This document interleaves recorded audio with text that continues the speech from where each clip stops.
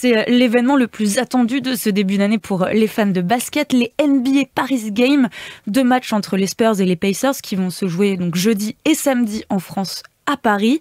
Pas besoin de se lever à 3h du matin pour les suivre, puisque ça va avoir lieu à des heures françaises, 20h et 18h. Cette affiche qui s'annonce déjà historique, puisque tous les regards seront a priori rivés sur une star française, Victor Wembanyama, le français, francilien même, de retour à la maison. Et notre invité, c'est l'un des formateurs de ce joueur qui le suit depuis très très longtemps. Formateur de ce joueur et de beaucoup d'autres aussi, Pascal Donadieu, bonjour. Bonjour, merci pour l'invitation. Mais on est très heureux de vous avoir. Vous êtes l'entraîneur phare de Nanterre 92, club de formation de Victor Wembanyama, qui est donc en France, à Paris, avec les Spurs, pour 2 matchs. Donc, premier ce soir, jeudi. Les NBA Paris Games, c'est donc extrêmement attendu. Est-ce que vous comprenez l'engouement qu'il y a autour de Victor pour cette rencontre-là ? Oui, déjà, ce qu'il faut savoir, c'est qu'il y a beaucoup de fans NBA en France. Les jeunes, les moins jeunes, mais surtout les jeunes. Et là, bien évidemment, c'est une double attraction dans la mesure où il y a le match NBA en lui-même et puis bien sûr le fait que Victor revienne sous le maillot des Spurs, qui est aussi une franchise historique de par le fait que Tony Parker y a évolué. Mais là, franchement, c'est un engouement extraordinaire. Et quand on voit tout ce qui se passe autour de Victor toute cette semaine, là, c'est de la folie, quoi. Est-ce que vous pensez que ces NBA Paris Games, ils sont autant attendus grâce à Victor? S'il n'était pas là, ce serait autant exceptionnel? Bien évidemment, non. Les autres années, quand il n'est pas là, il y a un engouement. Mais là, ça dépasse tout parce que, en plus, c'est devenu une icône du sport français, au-delà du basket. Donc, il représente beaucoup de choses et à travers sa personnalité et son niveau de jeu, bien évidemment, il remplit beaucoup de cases. Victor, donc vous l'avez formé à Nanterre. Est-ce que vous vous souvenez de la toute première fois que vous l'avez vu, que vous avez fait face à ce joueur, à ce jeune homme de 2,21 m? Oui, parce que forcément, la première rencontre, quand on le voyait évoluer, donc il a fait 1 an au Chesnay, parce qu'il est originaire du Chesnay. Il a commencé au Chesnay, après il est venu à Nanterre. Et donc son premier entraîneur, c'était mon frère. Et donc il m'a dit, on a un phénomène de par sa taille et aussi de par ses qualités et ses habiletés techniques. Et ce qui m'avait impressionné, donc quand je l'ai vu, donc il était à l'époque ce qu'on appelait poussin, il devait avoir 9-10 ans. Bien évidemment son gabarit, mais surtout ce qui était très spectaculaire, c'est qu'il avait une habileté technique. D'habitude, les joueurs de petite taille sont très habiles et les joueurs un peu plus grands, un peu moins habiles dans les catégories de jeunes. Et lui avait déjà une dextérité incroyable. Est-ce que vous avez compris tout de suite qu'il fallait miser sur lui alors qu'il était encore très très jeune, hein? Vous vous êtes dit, ok, il faut tout mettre sur Victor? Alors on savait évidemment que Victor était, de par ses qualités athlétiques, de par ce que je viens de dire au niveau de la technique, serait un joueur hors norme. Mais je crois que au cours de ces années à Nanterre, on a construit un projet en phase avec ses parents, parce que ses parents ont joué un rôle très important dans sa carrière, parce que très longtemps, ils ont voulu avant tout le bien-être de Victor, et ils n'ont pas pensé carrière, ils ne se sont pas projetés comme maintenant, à tort certainement, peuvent le faire certains parents, et ils ont eu cette sagesse de bien-être. Ils voulaient que Victor se sente épanoui à travers son éducation, à travers le sport. Donc ils ont montré beaucoup de sagesse, et une des réussites de Victor, ça a été aussi, je pense, son éducation et son environnement. Ouais, c'est quelque chose qui est assez important, qu'on aime beaucoup répéter, c'est le côté extrêmement intellectuel quasiment de Victor, son côté très raisonné, très réfléchi. Est-ce que vous pensez que cette composante-là, elle est indispensable pour devenir un joueur d'un si haut niveau, tout comme le mental est indispensable, mais ce côté-là, raisonné, proche de l'essentiel, c'est important? Alors, c'est pas indispensable parce qu'il y a des joueurs certainement qui possèdent pas l'intelligence naturelle de Victor, mais c'est une arme supplémentaire. C'est-à-dire que très jeune, il a eu beaucoup de maturité. C'est un garçon qui, même à l'école, avait 1 an d'avance. donc il était extrêmement brillant. Mais cette intelligence, il s'en sert pour son développement, pour son épanouissement. Et encore une fois, ce que je vous disais, c'est que vous imaginez bien qu'au cours de ces années à Nanterre, très tôt, vers l'âge de 12-13 ans, il était sollicité pour traverser l'Atlantique. Même les grands clubs européens voulaient le récupérer. Et encore une fois, le discours des parents, c'était toujours de se dire, il est dans un environnement où il s'épanouit, où le club de Nanterre fait tout pour le mettre dans les meilleures dispositions. Il n'y a aucune raison qu'il s'en aille à partir du moment où il est bien et on le sent heureux. Ils ont pensé à son bien-être, ça a été une composante importante de la réussite. Ça fait maintenant 2 ans qu'il évolue en NBA. Ça a été quoi, du coup, l'élément déclencheur pour que et ses parents et Victor cèdent aux appels de phare des États-Unis? Après, quand il a dû être âgé de 15-16 ans, il y a eu un deuxième stade, bien évidemment, parce que il s'était acquis qu'il serait en NBA, qu'il serait un joueur dominant. Ce qui lui arrive aujourd'hui, pour tous ceux qui le connaissaient, c'est même pas une surprise. Sa faculté à s'adapter et à contrôler tout ce qui se passe autour de lui, peut-être, mais le reste, non.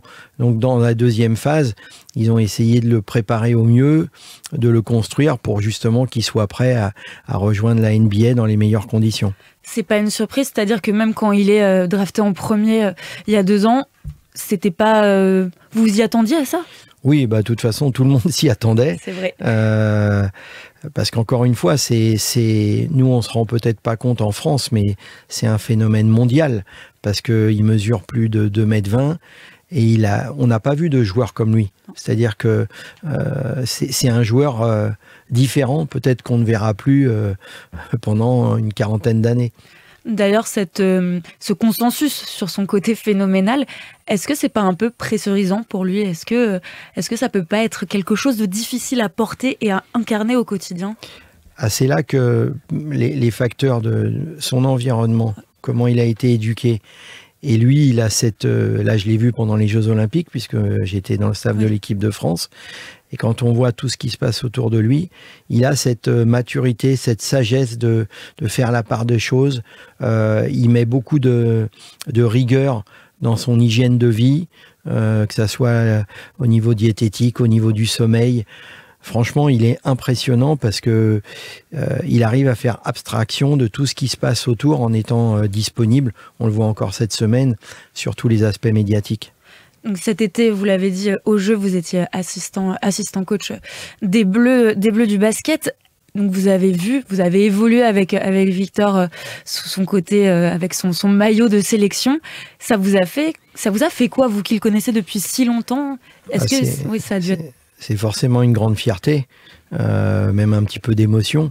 En plus, ce qu'il faut savoir, c'est qu'au-delà de Victor, dans les 12 joueurs sélectionnés, on en avait 4 qui avaient évolué à Nanterre. Donc Victor, mais aussi les autres joueurs qui avaient évolué à Nanterre. C'est toujours beaucoup d'émotion et une grande fierté. Et puis, les gens peuvent pas comprendre que ces premiers matchs professionnels, comme moi j'habite près du Chesnay, je le ramenais dans la nuit quand on avait fait un long déplacement. Bon, on repense à tous ces moments privilégiés. Maintenant, les gens, ils rêvent de le toucher, de passer 2 minutes avec lui. Et nous, on l'a côtoyé tellement de temps. Et encore une fois, maintenant, quand on le croise, là, il a été extraordinaire parce que lundi, il a été avec les Spurs faire un entraînement à Nanterre. Hier, il a encore invité des enfants de Nanterre. Il n'oublie pas d'où il vient et il est extrêmement reconnaissant et nous, ça nous touche beaucoup, forcément. Vous êtes toujours proche, c'est une relation très particulière, celle d'un coach et d'un joueur, surtout quand elle se noue si tôt. Vous êtes toujours proches, vous deux? Alors, la personne qui a joué un grand rôle, c'est mon frère, donc qui a été son premier entraîneur, qui est maintenant le président du club, qui a un lien très fort avec Victor, avec ses parents, plus que moi, parce que moi j'ai eu le rôle le plus facile, c'est-à-dire que j'étais en bout de chaîne. À 16 ans, j'ai récupéré Victor, j'avais juste une chose à faire, c'est le mettre sur le terrain et faire en sorte qu'il soit bon. Facile. Donc, bien évidemment que j'ai une relation sympa avec lui, mais mon frère plus que moi, et en plus, on n'a pas besoin de toujours l'embêter parce qu'il a tellement de sollicitations, mais on le voit à travers ce qu'il fait depuis une semaine. Je sais qu'on a des liens très étroits avec lui. que ça soit la famille ou même le club. Cette proximité et cette volonté, cette envie qu'il a de rester proche de qui il est, d'où il vient, le fait qu'il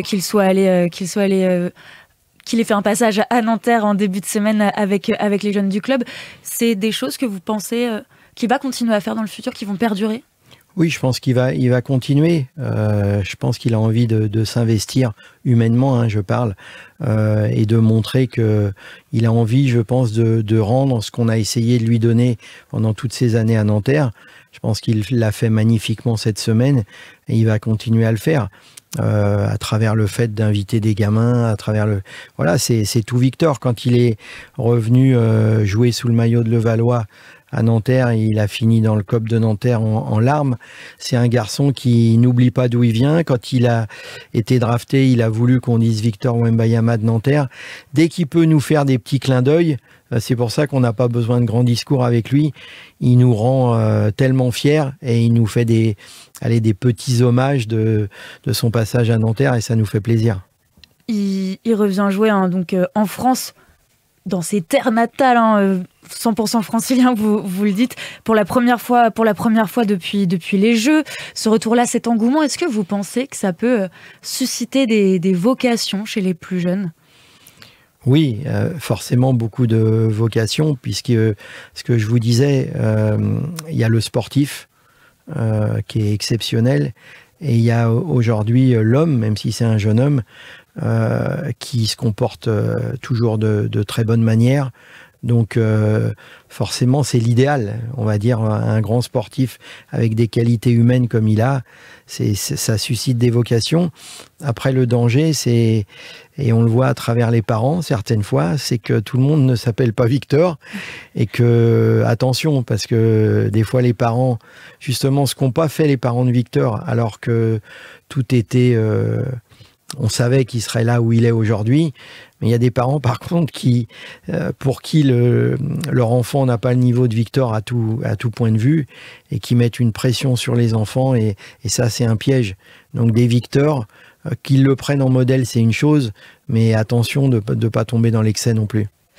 Ces deux matchs donc de NBA à Paris, c'est pas que pour visiter la capitale, manger des croissants, c'est aussi un joli coup pour la NBA qui, c'est une très vieille idée, veut investir en Europe, pas une simple délocalisation, peut-être créer un vrai championnat, c'est un serpent de mer, mais est-ce que ça vous semble possible, ça, une variante de la NBA sur les terres européennes ? Il l'évoque de plus en plus à travers les grandes capitales. Je pense qu'il faudra un petit peu de temps.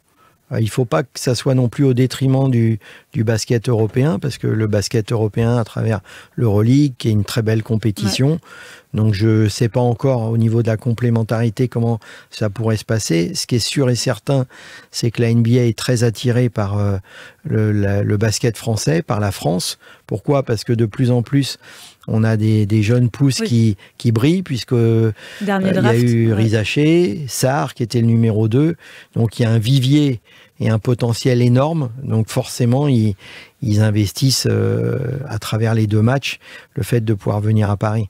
Mais justement pour vous qui êtes un acteur assez majeur de l'évolution du basket, de sa professionnalisation en France sur ces 30 dernières années, que la NBA puisse venir concurrencer l'Euroleague en Europe, c'est pas un peu ambivalent ? Vous en pensez quoi ? Si, un petit peu. C'est pour ça que je ne sais pas exactement le projet, mais le basket en Europe vit bien à travers la compétition d'Euroleague, à travers les championnats dans les différents pays. On voit qu'en France aussi, il y a un engouement magnifique.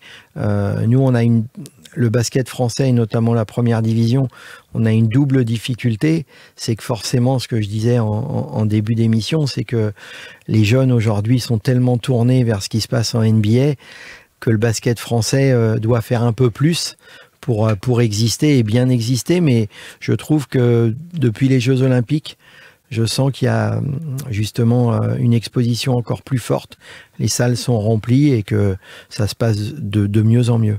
Vous avez cité votre frère tout à l'heure. Pour vous, le basket, c'est familial. Votre père était président du club de Nanterre. Vous avez commencé à jouer à 13 ans.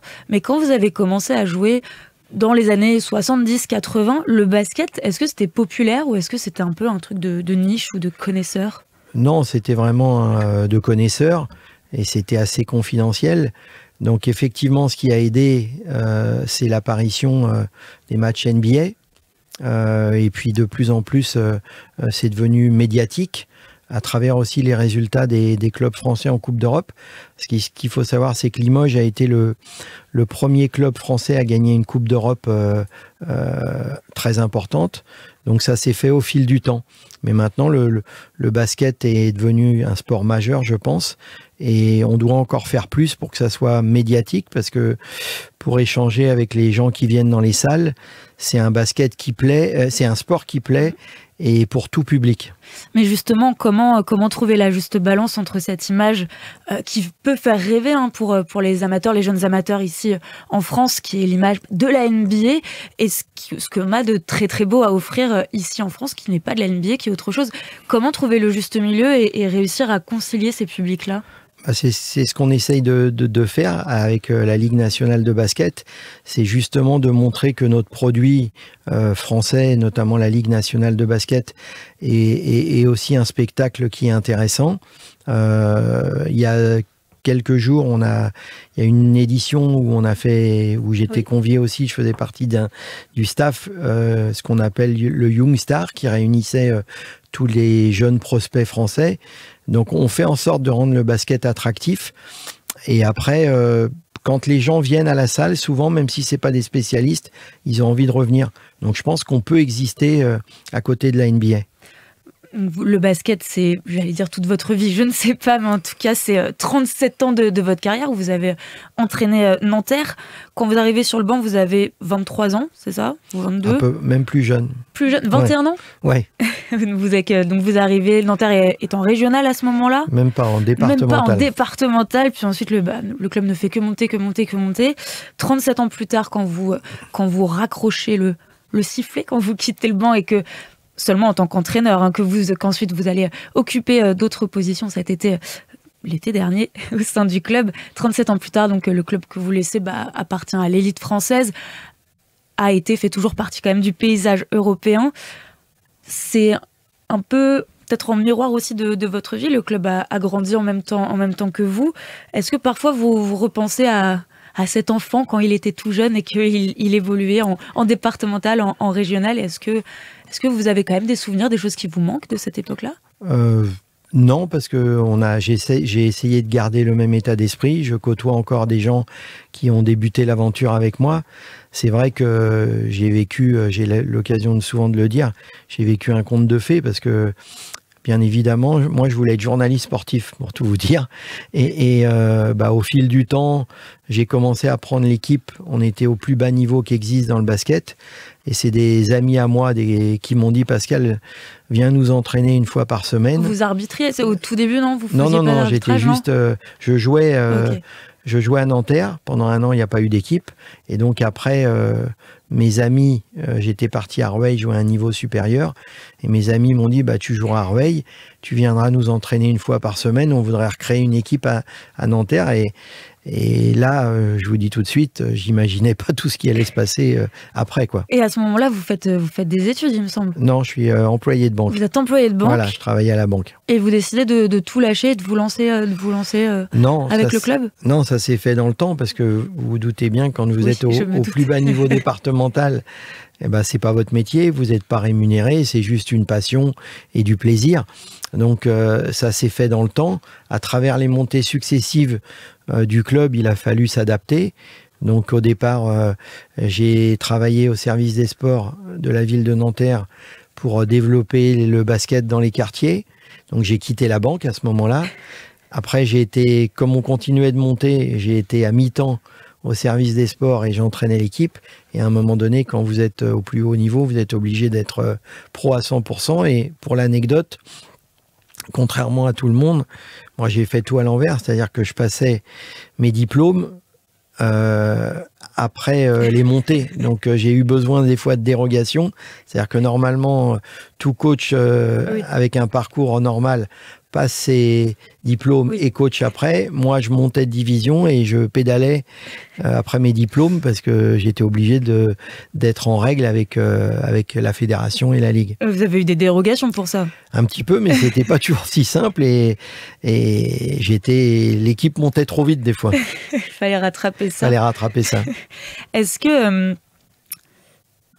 comment est-ce que Nanterre, tel qu'on le connaît aujourd'hui, est devenu Nanterre, avec toutes ces ascensions, qui est passé donc d'un niveau départemental, puis aller titiller, aller jouer en Europe dans l'élite. Est-ce que vous avez un peu maintenant réussi à identifier quelle est la recette de succès? Comment est-ce que vous avez réussi, vous et tout le staff, toutes les personnes avec qui vous avez travaillé? Quel a été l'état d'esprit qui vous a permis de faire ça? Je crois que déjà on a su raisonner étape par étape. On voyait, je me rappelle, quand on montait de division, on ne pensait pas déjà à 2 divisions au-dessus, on pensait à la division suivante. C'est 11 montées. 11 montées, oui. Et donc, je crois qu'à chaque fois, on a gardé l'identité et l'état d'esprit du club. Je crois que la deuxième chose, c'est qu'on s'est entouré de personnes extrêmement compétentes. Et souvent, c'est un petit peu réducteur et je lutte contre ça, même si c'est normal qu'on nous en parle. Il n'y a pas eu que les dons à Dieu, parce que sinon on n'aurait pas réussi, on n'aurait pas fait ce qu'on a fait.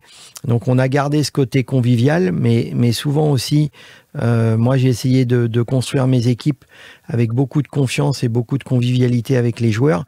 Mais souvent, ça faisait un petit peu le côté la convivialité avant tout. Mais moi, j'ai toujours pensé qu'en mettant des valeurs humaines avec les joueurs, c'était une marque d'ambition. Et qu'après, les joueurs, pendant les matchs, et c'est ce qu'ils m'ont fait formidablement, vous donne encore plus si vous avez réussi à installer des vraies relations humaines avec le staff, avec les joueurs, avec tous les gens qui partagent votre projet. Oui, donc vous parlez de convivialité, de comment les joueurs, comment vous rendez, vous, les joueurs, cette chaleur-là, cette humanité. On l'a dit, après 37 ans passés à entraîner Nanterre, vous êtes passé à autre chose, une page s'est tournée en fin de saison dernière. Vous êtes maintenant directeur sportif du club et pour votre tout dernier match de la saison à Bourg-en-Bresse, vous avez eu droit à une très belle surprise. Oui, donc on était éliminés, puisqu'on a été éliminés malheureusement des playoffs en quart de finale après une très belle saison. Et ça aussi, je tenais à finir ma carrière de coach en faisant une belle saison et les joueurs ont tout donné pour que ça soit le cas.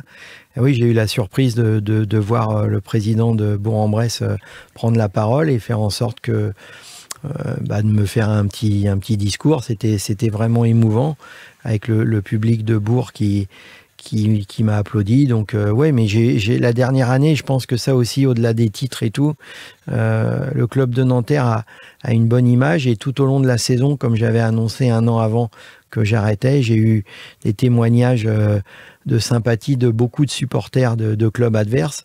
Parce que je crois que, comme mon histoire est peu banale, il y a beaucoup de gens qui s'identifient un petit peu au fait que, étant parti de tout en bas et ayant réussi à aller jusqu'au plus haut niveau, on a un courant de sympathie qui est à Nanterre, qui est même à l'extérieur, pourtant il y a de la rivalité. Mais voilà, j'ai eu des témoignages qui sont émouvants et qui font plaisir. C'est un peu le rêve américain, votre parcours. Ouais, on m'a souvent dit qu'il fallait faire un film, mais je n'ai pas encore trouvé l'acteur. Bon, non, mais c'est un caméo, voilà. Pourquoi pas. Non, mais c'est vrai que, encore une fois, c'est un rêve, c'est un rêve éveillé, c'est-à-dire que je pensais absolument pas qu'il m'arriverait tout ça, et c'est aussi pour ça que j'avais choisi le fait d'arrêter symboliquement. Oui. Sans être usé, parce que c'est un métier qui est c'est passionnant, mais qui demande beaucoup. Et donc, je m'étais dit, 60 ans, les Jeux Olympiques en France, ça aussi, le fait de me retrouver en équipe de France, pour moi, c'était le moment de partir à ce moment-là. Il y avait cette peur de faire la saison de trop ? Oui, ça m'a toujours traversé l'esprit, parce que je crois que, bien évidemment, le métier de coach, on subit beaucoup de pression. Moi, on me disait souvent, ouais, mais toi, à Nanterre, comme c'est la famille, même si tu perds 3-4 matchs, tu te feras pas virer, ce qui est vrai, et donc ça enlève une forme de pression. Mais d'un autre côté, ça met une autre pression, parce que quand vous avez fait tout ça, vous n'avez pas envie que ça redescende. Donc il y avait cette pression qui est différente d'un coach qui est menacé s'il perd 3-4 matchs. Ça fait donc maintenant plusieurs mois que vous n'êtes plus coach, mais vous m'avez dit tout à l'heure, vous continuez à faire tous les déplacements avec le club. Vous êtes donc directeur sportif de Nanterre. Vous faites un peu à ce nouveau rôle ou c'est encore un peu étrange pour vous? Oui, il faut forcément un petit peu d'adaptation. Les entraînements me manquent pas trop. J'assiste aux entraînements, mais le fait d'entraîner me manque pas trop. Ce qui manque, c'est l'adrénaline de la compétition. C'est même si c'est des moments qui peuvent être stressants, c'est pendant le match. Pendant le match, c'est souvent un petit peu difficile, mais encore une fois, j'avais pris la décision bien avant et je regrette pas parce que je vous dis, je voulais pas terminer usé, aigri, fatigué. Donc, je suis content d'être parti en pleine forme avec une dernière saison réussie. Votre parcours, il est extraordinaire. Victor Wembanyama, c'est un joueur extraordinaire. Mais est-ce que pour rendre le basket français encore plus attractif, on n'a besoin que de Donadieu et de Wembanyama? On ne peut pas avoir des joueurs qui ne sont pas forcément sur-extraordinaires?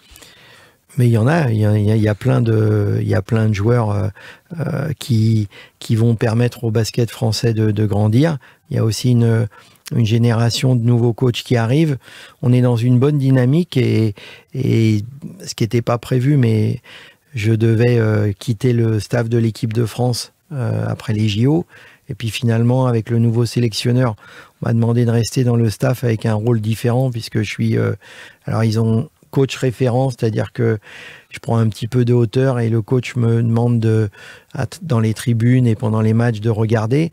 Mais je pense, et moi qui suis toujours quelqu'un de réservé, je pense que le basket français a de très beaux jours.